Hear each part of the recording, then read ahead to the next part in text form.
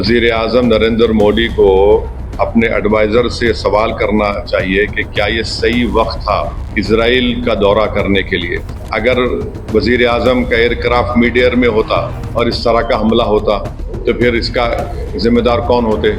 और अगर इजराइल ने नहीं बताया कि वो यूएस के साथ मिलकर ईरान पर हमला कर रहा है, ये तो इजराइल ने हमको धोखा दिया। देश के 133 करोड़ जनता को इजराइल ने भारत की धोखा दिया है और उन्होंने प्रधानमंत्री के विजिट को इस्तेमाल किया है ईरान पर हमला करने के लिए। उसमें मैसेज ये जाएगा कि भारत ईरान के साथ नहीं खड़ा है, भारत इजराइल के साथ खड़ा है। और भारत को क्या हासिल हो रहा है इस हमले से बताइए। और लार्जर पॉइंट ये है कि यूएस पे अब कौन भरोसा करेगा। आप बातचीत भी कर रहे और हमला भी कर दे रहे आप।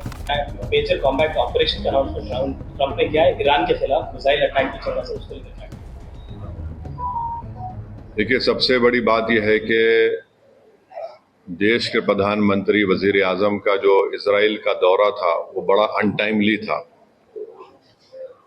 और वजीर आजम नरेंद्र मोदी को अपने एडवाइजर से सवाल करना चाहिए कि क्या ये सही वक्त था इजराइल का दौरा करने के लिए। अगर वजीर आजम का एयरक्राफ्ट मिड एयर में होता और इस तरह का हमला होता तो फिर इसका जिम्मेदार कौन होते।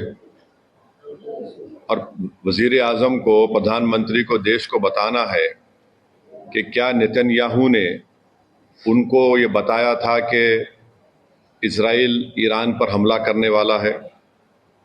और अगर बताया था तो फिर वजीर आजम को चाहिए था कि वो फौरन, प्रधानमंत्री को चाहिए था कि फौरन अपना इजराइल का दौरा ख़त्म करके देश को वापस आते। मैं इसलिए कह रहा हूं कि अटल बिहारी वाजपेयी 1979 में चाइना गए थे और जब वियतनाम पर हमला हुआ अटल बिहारी वाजपेयी वापस आ गए देश को। और अगर इजराइल ने नहीं बताया कि वो यूएस के साथ मिलकर ईरान पर हमला कर रहा है तो फिर ये तो इजराइल ने हमको धोखा दिया। देश के 133 करोड़ जनता को इजराइल ने भारत की धोखा दिया है, बिट्रे किया है। उन्होंने प्रधानमंत्री के विजिट को इस्तेमाल किया है ईरान पर अपने वल्गर अटैक के लिए। और उन्होंने प्रधानमंत्री के विजिट को इस्तेमाल किया है ईरान पर हमला करने के लिए। और जो जेनोसाइड उन्होंने फ़लस्तीनियों का किया है गाज़ा में, उसको कवर अप करने के लिए। और तीसरा, उसमें मैसेज ये जाएगा कि भारत ईरान के साथ नहीं खड़ा है, भारत इजराइल के साथ खड़ा है। और भारत को क्या हासिल हो रहा है इस हमले से बताइए। कुछ फायदा हुआ भारत को इस हमले से? छठी बात यह है कि 10 मिलियन भारत के नागरिक गल्फ कंट्रीज में रहते हैं। 10 मिलियन उस देश के आम नागरिक पर क्या मैसेज जाएगा कि प्रधानमंत्री मोदी के विजिट के खत्म होने के फौरन बाद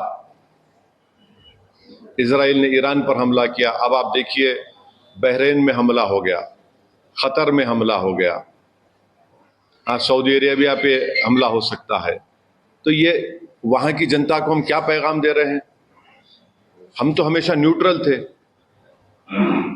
देश के प्रधानमंत्री को और बीजेपी को समझना चाहिए कि हमारी 80 साल की जो लेगेसी थी कि हम न्यूट्रल थे इस मामले में, आज उसका क्या हो गया बताइए।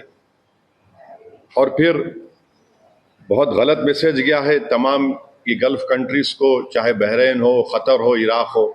और हम जानते हैं कि खतर होस्ट कर रहा था कि सीज फायर हो गाजा में, इजराइल ने वहां पर हमला कर दिया, बॉम्बिंग की। इसमें भारत का बेनिफिट क्या है बताइए। और प्रधानमंत्री के साथ जो आपकी बरादरी मीडिया के लोग गए थे कवर करने के लिए, वो भी फंसे हुए इजराइल में। अब उनका क्या होगा? तो ये जो,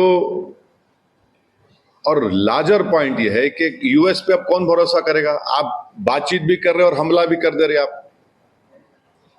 तो ये सवालात हैं जिससे देश के प्रधानमंत्री को, बरसर इख्तियार जमात को, बीजेपी को इसका जवाब देना पड़ेगा।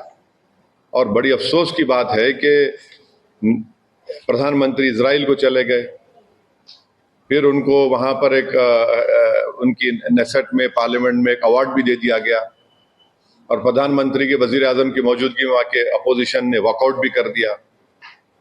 इजराइल ने नरेंद्र मोदी के इस विजिट को इस्तेमाल किया हमला करने के लिए और दुनिया को बताने के लिए कि भारत उनके साथ खड़ा हुआ है, बल्कि ये बेट्रेयल है। हम पूछना चाह रहे हैं बीजेपी और देश के प्रधानमंत्री और उनके सरकार से कि क्या नेतन्याहू ने हमको बताया था प्रधानमंत्री को? अरे बताया तो प्रधानमंत्री को निकल के आ जाना चाहिए, इस तरह वाजपेयी ने किया था 79 में।